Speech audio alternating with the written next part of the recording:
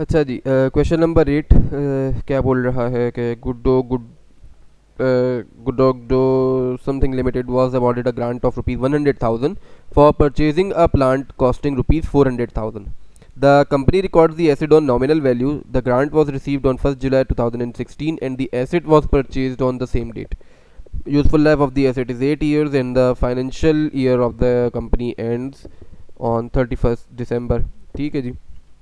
Requirement में है कि prepare general entries for the year ended 31 December 2016. Sir काम की चीज़ें, पहली चीज़ ग्रांट हमने कितना रिसीव किया 100,000 का. एसेट की हमारी कॉस्ट कितनी थी 400,000 की. मेथड कौन सा यूज़ कर रहे हैं, नॉमिनल वैल्यू मेथड यूज़ कर रहे हैं. सही है जी. और साथ ही साथ हमने 31 दिसंबर के लिए एंट्रीज बनानी है. ग्रांट हमने रिसीव किया है 1 जुलाई 2016 को. ठीक है जी.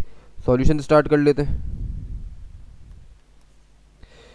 सर पहली एंट्री मैं किस दिन पास करूंगा 1 जुलाई 2016 को, जब मुझे ग्रांट रिसीव हुआ और जिस दिन मैंने जाके एसेट ख़रीदा.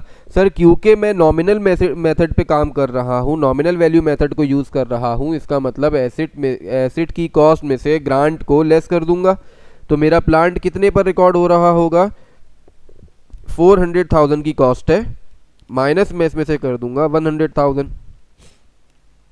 तो प्लांट की कॉस्ट मेरी बनेगी 300,000 की. ठीक है जी. और साथ ही में क्रेडिट कैश हो गया. अगली एंट्री में बनाऊंगा 31 दिसंबर 2016. डेप्रिसिएशन चार्ज करनी है मुझे. डेप्रिसिएशन कैसे चार्ज करूंगा सर, प्लांट की कॉस्ट कितनी है मेरे पास, प्लांट की कैरिंग अमाउंट कितनी है मेरे पास 300,000 डिवाइडेड बाय यूजफुल लाइफ इसकी है 8 ईयर्स मल्टीप्लाइड बाय 6/12. क्यों, क्योंकि सर 6 महीने ही ये प्लांट यूज़ कर सके. 1 जुलाई 2016 को हमने ख़रीदा था और उसके बाद 31 दिसंबर को हम प्लांट के ऊपर डेप्रिसिएशन चेक कर रहे हैं, तो 6 महीने ही प्लांट चल सका. तो देयरफॉर हमारी डेप्रिसिएशन 6 महीने की कैलकुलेट होगी, जो कि आती है 18750. और क्रेडिट में एक्यूमुलेटेड डेप्रिसिएशन आ जाएगी, जो कि बनती है 18750. सर सिर्फ चेक करने के लिए, सवाल की रिक्वायरमेंट नहीं है, लेकिन सिर्फ चेक करने के लिए अगर मैं फेयर वैल्यू मेथड पे कैलकुलेशन कर रहा होता तो क्या यही कुछ इसी किस्म का मेरे पास कुछ रिस्पॉन्स आता है, इसी तरीके का रिजल्ट होता है. ज़रा चेक करते हैं. सर कॉस्ट ऑफ प्लांट कितनी है मेरी, कॉस्ट ऑफ प्लांट वाज 400,000. अगर इसके ऊपर मैं डेप्रिसिएशन चार्ज करता है यूजिंग फेयर वैल्यू मेथड, ठीक है, ये फेयर वैल्यू मेथड हम कैलकुलेट यूज़ कर रहे हैं, तो अगर मैं डेप्रिसिएशन चार्ज करता हूँ that should have been 400,000 divided by 8 years multiplied by 6/12. सही. तो मेरे पास डेप्रिसिएशन आती 25,000 की. सही है.